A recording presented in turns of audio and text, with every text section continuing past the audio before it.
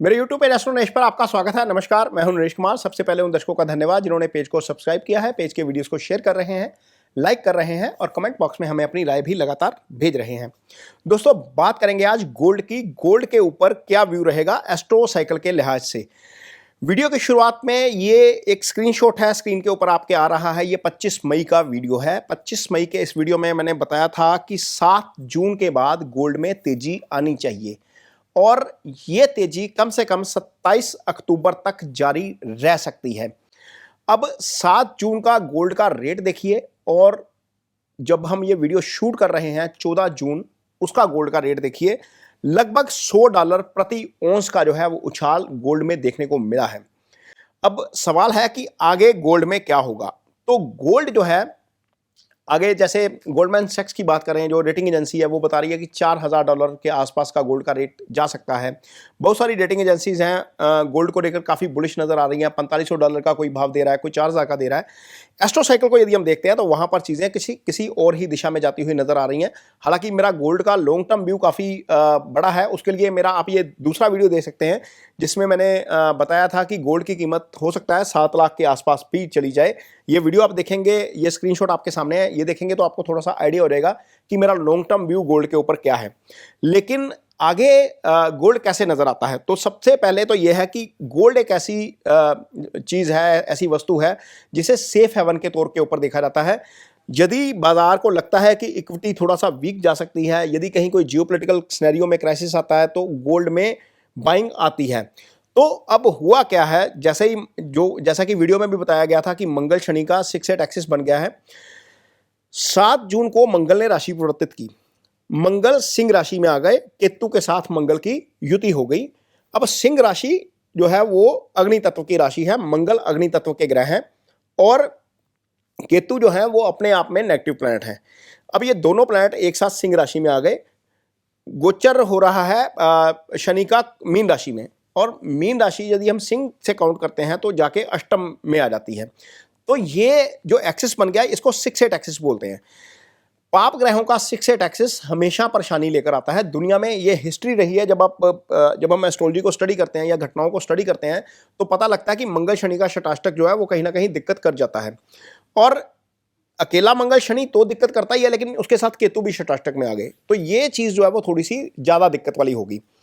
और इसके कारण ही ये जो हम क्राइसिस देख रहे हैं, या हमने अहमदाबाद वाली घटना देखी है, जो विमान दुर्घटना हुई, भगवान उन तमाम लोगों को जो है वो कष्ट जो है वो सहने की ताकत दे और जिनकी इस हादसे में जान चली गई है उनकी आत्मा को शांति दे।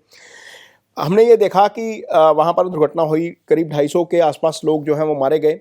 और उसके बाद अगले ही दिन हमने देखा कि ईरान के ऊपर इजराइल ने अटैक कर दिया। ये अटैक भी बाय द वे इस वीडियो में 4 मार्च का ये वीडियो है, इसका स्क्रीनशॉट आपको शेयर कर रहा हूँ। ये भी प्रोडक्टिव था कि ईरान के कारण दुनिया संकट में आएगी। हमास को लगातार ईरान सपोर्ट कर रहा था, हमास लगातार इजराइल के ऊपर हमले कर रहा था, तो वो सारा ईरान के ऊपर जो अटैक हुआ ये काउंटर अटैक इजराइल का है। तो उसके कारण हो सकता है कि चीज़ें ज़्यादा दिक्कत वाली आगे बढ़ें। जब हम ये वीडियो शूट कर रहे हैं तो ये खबर आ रही है कि ईरान ने भी काउंटर अटैक किया है। ये 14 जून को हम ये वीडियो शूट कर रहे हैं। काफ़ी सीरीज ऑफ मिसाइल जो है वो इजराइल के ऊपर फेंकी गई हैं।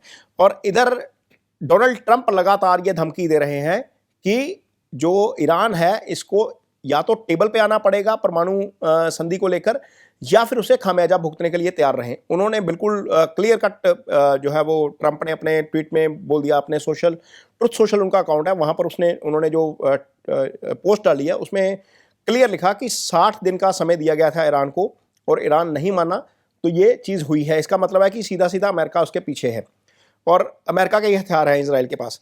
तो अब सवाल यह है कि यह स्थिति कब तक है। मंगल शनि का 6-8 एक्सिस है 28 जुलाई तक। सबसे पहला तो ये एक्सिस खराब है। इस दौरान यहाँ पर भी दिक्कत हो सकती है, यूरोप में भी दिक्कत हो सकती है। यूरोप में मैं इसलिए बोल रहा हूँ क्योंकि जो मीन राशि है वो नॉर्थ पार्ट को रिप्रेजेंट करती है। रशिया इसमें इन्वॉल्व हो सकता है। पहले वीडियो में मैंने पिछले बताया था कि रशिया में या मिडिल ईस्ट में कहीं ना कोई दिक्कत हो जाएगी। तो एक तरफ ईरान की तरफ से धमकी आई है कि वो यूरोप के ऊपर काउंटर अटैक करेगा, उधर रशिया जो है वो उसके साथ इन्वॉल्व हो रहा है। रशिया के सामने भी एक मौका आ गया कि यहाँ पर उसका फ़ायदा उठाया जाए। तो कुल मिलाकर ईरान की वैसे अपनी जो प्रभाव राशि है वो वृषभ है, उसके ऊपर शनि की दृष्टि है। तो कुल मिलाकर ईरान, मिडिल ईस्ट में भी दिक्कत है और यूरोप में भी दिक्कत है। अब ये दिक्कत बढ़ेगी 28 जुलाई तक। मोटे तौर पर ऐसा नजर आ रहा है कि जो शुभ प्लैनेट और अशुभ प्लैनेट होते हैं ना, दो कैटेगरीज हैं, जैसे गुरु शुभ प्लैनेट है, शुक्र शुभ प्लैनेट है, बुध शुभ प्लैनेट है। बुध कंडीशनल शुभ है, अशुभ के साथ जाकर अशुभ हो जाते हैं। अब बुध मिथुन राशि में गोचर कर रहे हैं, उनके साथ गुरु का गोचर हो रहा है। गुरु ने नक्षत्र बदल दिया, आर्द्रा में आ गए। ये राहु का नक्षत्र है, ये फेवरेबल नक्षत्र नहीं है। गुरु अस्त हो गए 10 को और 5 जुलाई तक अस्त रहेंगे और ये 25 दिन का लगभग पीरियड होता है गुरु के अस्त होने का। यानी कि गुरु जो पॉजिटिव प्लैनेट हैं वो अतिचारी भी हैं, अस्त भी हैं, अच्छी पोजीशन में भी नहीं है। तो गुरु तो डिफेंड नहीं कर पाएंगे, 5 जुलाई तक तो नहीं डिफेंड कर पाएंगे। शुक्र है, शुक्र पापकर्त्री में थे, शुक्र चलो पापकर्त्री में से निकल जाएंगे, लेकिन वो भी इतने ताकतवर नहीं है, मेष राशि में बैठे हुए हैं, तो वहां पर शुक्र भी डिफेंड नहीं कर पाएंगे। नॉर्मली गुरु की पोजीशन अच्छी होनी चाहिए किसी भी चीज को डिफेंड करने के लिए। बुध पाप ग्रह के साथ आकर खुद पापी हो गए। तो मोटे तौर पर यदि हम स्थिति को देखते हैं तो एस्ट्रोलॉजिकली लग रहा है कि चीजें ठीक नहीं होंगी। यदि चीजें ठीक नहीं होंगी तो इसका असर डेफिनेटली गोल्ड के ऊपर आएगा। अब गोल्ड क्यों भागेगा? क्योंकि सूर्य जो है वो गोल्ड के कारक है। सूर्य, जब हम गोल्ड की कैलकुलेशन करते हैं एस्ट्रोलॉजिकली तो 3 चीजें देखते हैं। एक तो सूर्य मंगल देखते हैं, साथ में गुरु भी देखते हैं। और सोने का विचार किया जाता है मेष राशि से, मकर राशि से और मॉडर्न एस्ट्रोलॉजी में सिंह राशि से भी किया जाता है। अब एक थ्योरी यह है कि यदि सूर्य मिथुन राशि में यानी कि बुध की राशि में चले जाते हैं या कन्या राशि में चले जाते हैं तो सोने के भाव में तेजी आ जाती है। तो 15 जून से जो है सूर्य का गोचर जो है वो मिथुन राशि में है। इसका मतलब साफ इंडिकेशन मिल रहा है कि सोने के भाव में तेजी आएगी। अब $3509 का जो सोने का ऑल टाइम हाई है कॉमेक्स के ऊपर, वो टूटने में सिर्फ $50 का जो है वो डिफरेंस बचा है। आज हम शनिवार को ये वीडियो शूट कर रहे हैं तो हो सकता है कि मंडे जब बाजार खुले तो आपको वहां पर ही जो है वो 3500 के आसपास का लेवल वहां पर देखने को मिल जाए। यदि गोल्ड ने $3509 तोड़ दिया, जो कि मौजूदा स्थिति में लग रहा है, क्योंकि इक्विटी से पैसा निकलेगा, बहुत सारी चीजें होंगी और अगले हफ्ते एक और भी चीज होने जा रही है। 18 को जो है वो 18 जून को फेड की मीटिंग है। फेड की मीटिंग में ये बहुत क्लियर है कि इंटरेस्ट रेट कम होंगे। अब वो आधा % कम करता है या 1% कम करता है, जैसे ट्रंप बाबू बोल रहे हैं कि 1% कम करना चाहिए फेड को, वो बहुत डेस्परेशन में है लगातार। यदि 1% का रेट कट लगता है तो इसका मतलब है सीधा सीधा बॉन्ड यील्ड गिर सकती है, ब्याज दरें कम होंगी तो बॉन्ड यील्ड में गिरावट आ सकती है। अब बॉन्ड का पैसा निकलकर गोल्ड में जाएगा, ये मैं टेक्निकली फंडामेंटली आपको बात बता रहा हूं। तो सेफ हेवन, जब मिडिल ईस्ट डिस्टर्ब है, जब यूरोप डिस्टर्ब होता हुआ नजर आ रहा है, तो सेफ हेवन के तौर के ऊपर गोल्ड।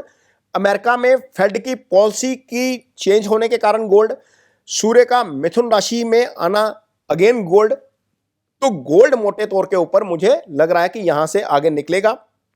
यदि गोल्ड में अगले 2-3 महीने में 8 से 10% तक की तेजी देखने को मिले तो किसी को हैरानी नहीं होनी चाहिए। अब 3450 का गोल्ड 10% भी बढ़ता है मान लीजिए तो $350 बढ़ेगा। तो 350 का मतलब है 3800 के आसपास वो जाकर टिकेगा। और ये लगभग यही जो टारगेट है वो रेटिंग एजेंसीज का भी टारगेट है कि $3600-4000 के आसपास का गोल्ड होना चाहिए by year and. Astro cycle में यदि हम देखते हैं तो 27 अक्टूबर तक चीजें ठीक नहीं है, वैसे भी गोल्ड आगे बढ़ता हुआ आपको नजर आ सकता है। तो जो जियोपॉलिटिकल सिनेरियो बना है दुनिया में, जो फेड की मीटिंग है, जो एस्ट्रो साइकिल बता रहा है, उसके मुताबिक गोल्ड में पोजीशन लेनी बनती है। लेकिन कोई भी निवेश करने से पहले अपने निवेश सलाहकार की मदद जरूर लीजिए, टेक्निकल जरूर देखिए, उसके फंडामेंटल जरूर देखिए और फिर ही इसके ऊपर कोई कॉल लीजिए।